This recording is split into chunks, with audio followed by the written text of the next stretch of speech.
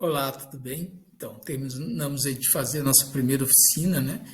E aí, antes de entrar na clínica das psicoses, antes de começar a falar sobre essa trajetória, né, toda do Jung na clínica das psicoses, eu vou trazer para vocês um pouco de um conteúdo teórico, né? Um conteúdo que está muito ligado à minha pesquisa de mestrado e que também acho importante a gente trazê-lo aqui para que a gente possa entender um pouquinho essa questão da teoria junguiana, né? Que é um lugar que nós trabalhamos muito com a dialética, né? Ou seja, a gente não trabalha fazendo interpretações, né? Não é olhar para o desenho, para uma pintura e começar a interpretar, né? Então, vamos entender como a gente faz essa leitura de imagens, né? Como a gente amplia esses símbolos, para que a gente possa caminhar no processo, ok?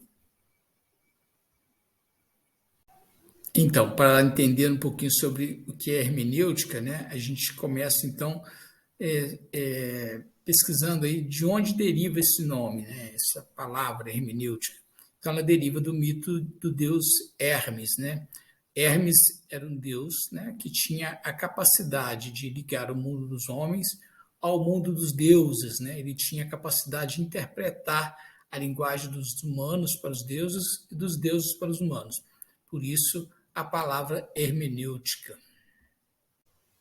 Então, vamos entender um pouquinho isso, né? Porque o Hermes, ele traz essa questão de ter, né, a capacidade de estar nos dois mundos, como nós falamos no slide passado. Então, a atitude simbólica é isso, é você conseguir ter o pé no inconsciente, o outro pé no inconsciente. Você está dialogando com esses opostos, né? E aí você pode chegar numa atitude de síntese, né? Que é um processo dialético, ou seja, uma tese, uma antítese, né, confrontados, eles vão chegar numa síntese. E chegando numa síntese pode ter aí uma contradição. E nessa contradição a gente consegue outra tese, outra antítese e assim vai. A gente vai construindo esses significados, né? Então, para o Jung, né, o arquétipo ele já traz uma virtualidade. Então, quando você vê um símbolo, você vai dialogar com esse símbolo, né? Como se você tivesse ali já tendo que trazer alguma coisa que pudesse fechar aquela figura, que pudesse entrar em contato com aquela figura e dar um sentido para aquela figura. A gente não tem ainda um sentido para aquilo. Então, o terapeuta, a pessoa que está fazendo o processo de leitura de imagens, né, ele não vai fazer nenhuma interpretação, ele vai amplificar, né? Então, essa amplificação dessa imagem que num processo de circunambulação, ou seja, de ficar andando, olhando, rodeando, né? Circo, né, de circular e ambulação de andar, né, de circunambulação, para que a gente possa chegar ali, né, nos aproximarmos do sentido. Então, o Jung ele se referiu à hermenêutica como a arte da interpretação, né, textual, e em 1916 se viu desse termo, né, para indicar o método por ele usado. Ou seja, a hermenêutica, antes ela não era utilizada, né, para leitura de imagens, de símbolos, né, era só para textos antigos, era como se decifrava textos antigos, né? O responsável por trazer a hermenêutica para esse campo da leitura de textos antigos, saindo de textos antigos para leituras de imagens e outros símbolos, né?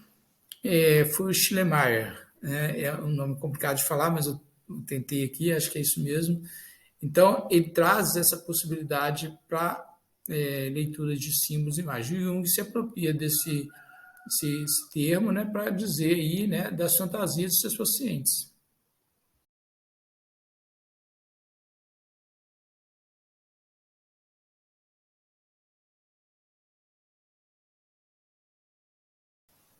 Então, passei 2 slides, né, que eu já tinha dado a informação no slide anterior, e agora a gente vai falar um pouquinho sobre a hermenêutica, né, como caminho para produzir conhecimento que valoriza a compreensão, que por sua vez é entendida como um processo criativo, que não apenas se reproduz, né?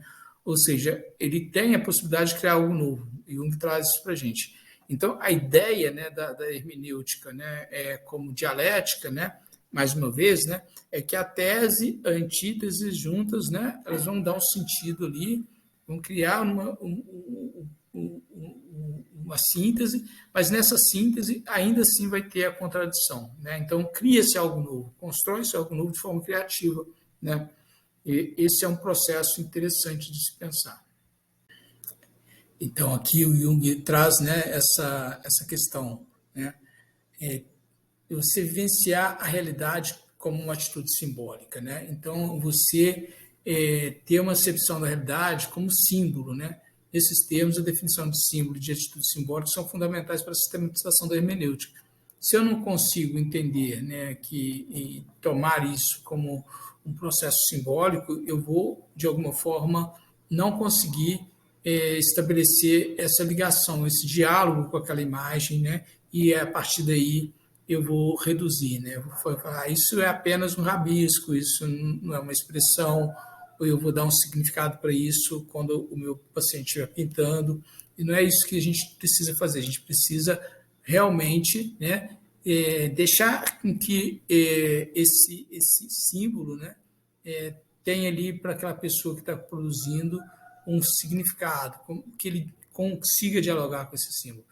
A gente vai ver mais para frente um pouquinho como a gente vai fazer essa leitura simbólica, né, como eu proponho essa leitura simbólica, e aí a gente vai construindo essa narrativa, né, que é uma narrativa que é a história do sujeito contada através de imagens, né?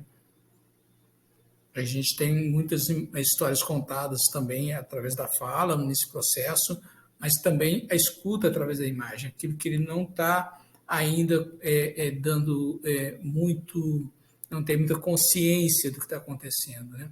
E o terapeuta está ali junto para que ele possa ampliar, né? E essa ampliação ela é necessária para que esse símbolo possa dialogar com ele possa dialogar com esse símbolo, ok? Então, de que lugar o Jung está falando dentro da ciência, né? Então, a gente tem aí o princípio epistemológico, né, que o Jung adota, né? Então, só para a gente entender um pouquinho, né, para de repente alguém está ainda muito desconectado com essa questão epistemológica, o que é epistemologia, né? Epistemologia é o estudo das ciências, né? É a filosofia das ciências, né? Então, o Jung vai construir a filosofia dele de ciência, né, a partir de um lugar, né? Como a gente tem na epistemologia arqueológica do Foucault, né? A epistemologia histórica do Bachelard, a epistemologia genética do Piaget, o Jung vai construir a epistemologia, né, do esse ânima, né? Aquilo que o anima, né? Aquilo que ele viu na obra dele que produzia nele um determinado sentido, né? Enquanto pesquisador, enquanto ser humano, né? Então, ele fez o processo dele analítico, né? Ele produziu as imagens, ele fez a interpretação dos próprios sonhos, né? Então, isso é muito rico e isso, né, deu a ele todo esse instrumental para que ele pudesse fazer, né, a teoria dele a partir desse lugar aí epistemológico, né, que é o esse em ânima, né? E ele não vai estar nem no esse em ré, né, e esse intelecto. Né? Então, um outro lugar de fala, um outro lugar de compreensão, né, da vida psíquica, né? Então, é muito importante a gente ter claro essa distinção. Então, nesse momento é muito importante que a gente vire uma chavinha, né? Porque para o Jung, ele está falando do método hermenêutico, né? O método hermenêutico ele não é pautado, né, na semiótica, né? Mas a gente não vai ter a ideia do símbolo como semiótico, né? Então, por exemplo, o símbolo como algo dado, né? O sinal, né? O signo e o significante como era dado para a gente dentro do contexto da linguística estrutural, né, como o Fernando Saussure, né, e outros mais puderam trazer, né, para a leitura de textos, né, para a leitura de mundo, né, tudo tem um significado, né, significado, né. Então o Jung ele vai trazer o símbolo, né, como algo que a gente não conhece ainda, a gente não tem não tem essa clareza do que ele representa, do que ele significa, né? O que a gente pode ter é referências, né? Que a gente possa conversar, tentar entrar em contato com esse símbolo para tentar ampliar, né? Então, por isso tem todos os mitologemas, todos os arquétipos que a gente vai construir e vai trazer dos mitos, das lendas, né? De toda uma cultura que a gente vai ampliar para que a gente possa entender o que esse símbolo de caráter universal, mas também que traz aí para a gente uma construção, uma mensagem individual, particular, né? Que a gente possa ter claro como isso funciona. Então, para o Jung, a melhor expressão de algo que o símbolo é algo desconhecido, né? Ele fala que assim os símbolos verdadeiros são a melhor expressão para algo desconhecido. Então, a gente não conhece. A gente não vai ter que virar essa chavinha para a gente entender, né, como que funciona aí, né, essa leitura simbólica. Senão a gente vai começar a dar interpretações a essas imagens que vão aparecendo, ok? Eu gosto muito dessa imagem, desse slide, que é aí o Jung trabalhando, né, cortando uma lenha, né, já no final da vida já. E aí ele traz a gente essa concepção, né, de atitude simbólica, né, que não é uma dicotomia, né, não é algo dicotômico entre aparência versus essência, né, entre conteúdo latente, conteúdo manifesto, né, e, enfim, nada disso. A ideia da hermenêutica junguiana é um complementar, né? É algo que complementa, não é dualista, ela une, né? Não é os opostos, né, se contradizendo, né? Então, é como a gente vai, nesse processo de circunambulação, de leitura simbólica, que ampliação, a gente vai unindo esse símbolo, né? Vai fazendo sentido, né? Vai dando conta de coisas, né, que essa comunicação verbal talvez não seja tão eficiente, mas que no processo de produção artística e criativa, isso fica possível, ok? Tá aí outra imagem que eu gosto muito, né? É uma caricatura que um paciente meu fez e me deu de presente. Gosto muito dessa caricatura. Eu tinha barba, hoje não tenho mais barba. Eu tirei a barba, né? Enfim. Então, eu queria estar trazendo para vocês um exemplo que poderia ser um exemplo mais palatável, né? Dessa construção teórica, né? Que a gente vem trazendo até aqui, né? Para que a gente possa entender um pouco como Jung trata a questão simbólica, a atitude simbólica diante da vida, né? Ela é dialética, né? Ela conversa, né? São duas propostas que estão ali se conversando, né? Para que se possa chegar a um conteúdo, a uma conexão, né? Então, a metodologia é o conhecimento, é o resultado da conexão, como eu vou ter aquele insight, como eu vou ter aquele clique no meu processo de leitura simbólica, né? Então, eu vou trazer para vocês um exemplo que eu acho que é bem interessante do cinema, né? É um filme bem antigo, né? Chamado Sexto Sentido, né? E que você vê todo o filme, né? Você vê todo o filme achando que o personagem do ator principal, que eu não vou lembrar o nome agora, ele está vivo, né? E, na verdade, o desfecho ele fecha, né?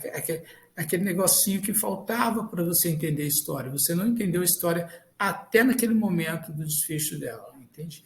Então, é um processo interessante que não é de oposição, mas de algo que falta para ser complementado. Quem não viu o filme, vale muito a pena, é um filme excelente. Eu vou deixar a filmografia depois para quem quiser acessar, né? Facilmente, acho que vocês conseguem eles nos streams, né? No YouTube também, vocês vão conseguir acessar. Tá ok? Então, vamos continuar. Então, aqui um outro conceito junguiano, né, de sincronicidade. Esse conceito vai ser abordado, né, por Jung também no livro O Homem e seus Símbolos, né? Ele vai falar que as sincronicidades são coincidências, né? E vai trazer lá do Xing toda a leitura dos antigos chineses, né? E ele vai falar sobre esses eventos, né? Que não tem uma causalidade, né? Mas assim que são eventos que são coincidências, né? Mas que são coincidências significativas, né? Por exemplo, ele traz no livro O Homem e seus Símbolos o exemplo de se você sonha, né, com alguma coisa, comendo uma roupa azul e você recebe uma roupa preta, né, no dia do falecimento que alguém falece, né, então ele traz essa questão de como essa relação de algo interno e externo está associada e né, nesse momento se ativa um arquétipo, né? Nesse caso, usando a roupa preta, seria o arquétipo do luto, da morte, né? Que estava dentro nessa realidade interna e externa a ele. E tem eventos que não têm significado nenhum, por exemplo, se você assou o nariz e cai um avião no momento que você está assoando o nariz, você não estabelece nenhum significado para isso, né? Porque a gente não tem a possibilidade de fazer o avião cair, né, apenas só no nariz. Então, são coincidências significativas que determina como sincronicidade. Dito isso, passamos então às 4 etapas de leitura simbólica, né? Então, o Humbert, em 1985, ele vai falar que a hermenêutica junguiana pode ser, para fins didáticos, compreendido como, em 3 etapas, né? E essas etapas que nós vamos ver a seguir. Então, a primeira etapa, né, de leitura simbólica, né, é essa, né? É aceitar o símbolo, né? É entrar em contato com esse símbolo, né? É, é, esse material que você está lendo. Por exemplo, você fez um desenho, então olhe para esse desenho, aceite esse desenho como algo que você produziu e que está querendo te dizer alguma coisa, que tem ali para você uma possibilidade de você se escutar, de você se ver, de você entender um pouco mais sobre você, né? E aí você vai para a segunda etapa, né? Você deixa que essas características que estão ali naquele desenho se entranhem em você, né? Que ela penetre em você. Então, ele fala aqui que você se deixa engravidar por essas imagens, né? Por esse material, certo? Pode ser tanto a música, imagens, né, poéticas, enfim, imagens de pintura, enfim. E imagens é um termo polissêmico, né? A gente depois poderia até falar sobre isso, mas nesse momento são tantas ramificações que a gente tem que ficar costurando devagarinho para não embolar o novelo, né? Então aí estamos tecendo, né, essa narrativa, então é importante que tenhamos cuidado. E a terceira etapa, né, é confrontar com o que surge do processo hermenêutico, ou seja, confrontar, que isso está, né, surgiu aqui, né? Então a gente vai mais uma vez tendo a possibilidade, né, de construção de algo novo nessa dialética de um símbolo, né? Ok? Então, chegamos aí numa quarta etapa de leitura, né, que é a hermenêutica junguiana, ela tem a quarta etapa, que é a amplificação, né? A amplificação, o que é?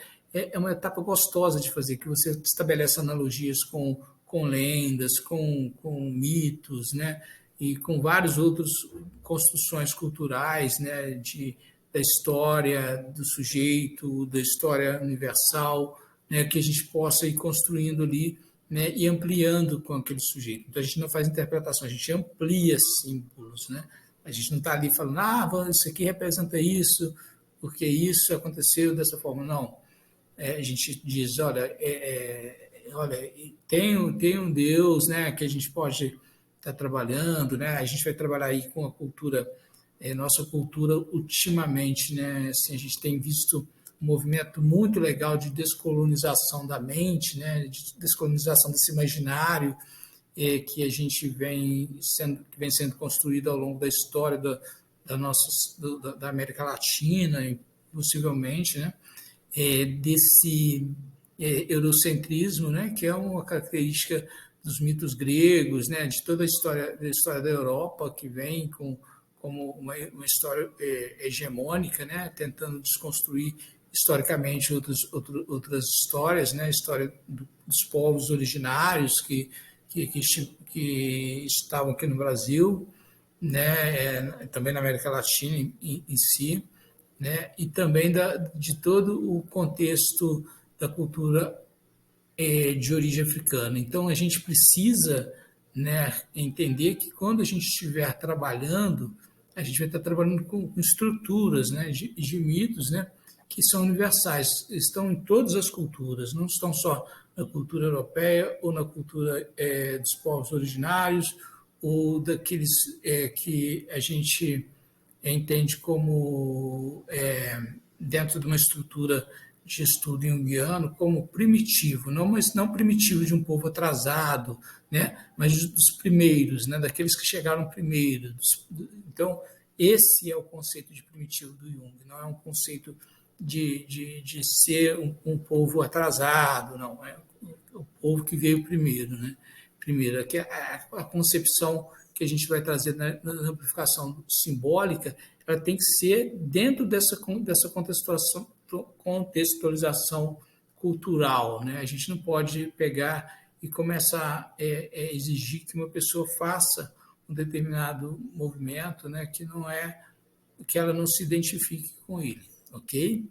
Então, esse processo de leitura simbólica ele é muito legal, né? Então, quanto mais erudito for o terapeuta, quanto mais erudito for o oficineiro, quanto mais erudito for o educador, né, ele vai ter aí um sucesso nessa construção. Então, é aprendizado, é dialético, né? Como diz Paulo Freire, né? Não é saber um sabedor, né? A gente sabe alguma coisa, mas o outro também sabe muito de outra coisa, né?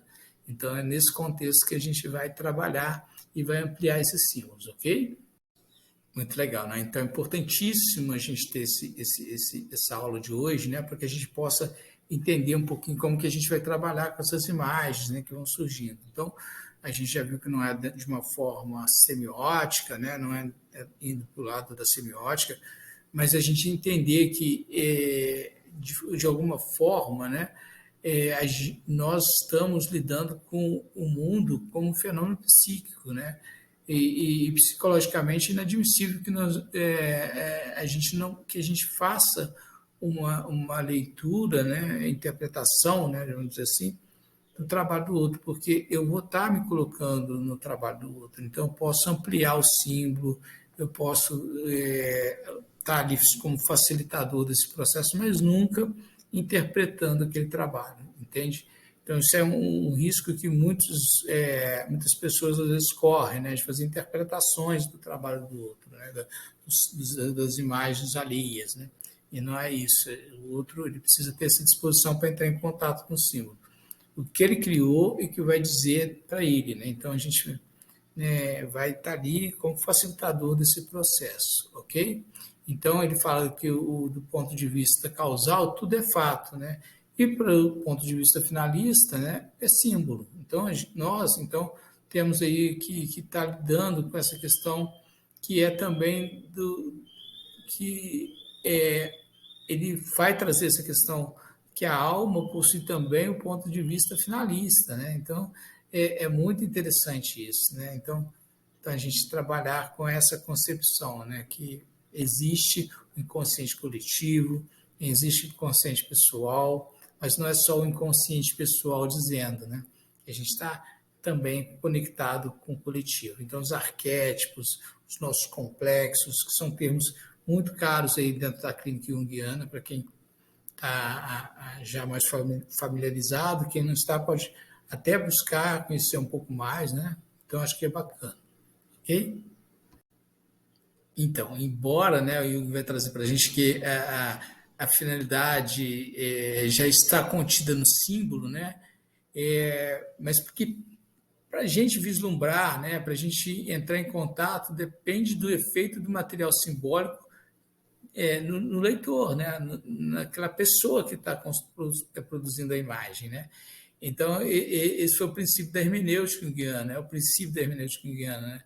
Então, a gente tendo uma leitura sintética construtiva de de forma específica. Sintético, de síntese, né? Lembra da dialética, né? E construtiva, porque se constrói outras coisas a partir disso, ok?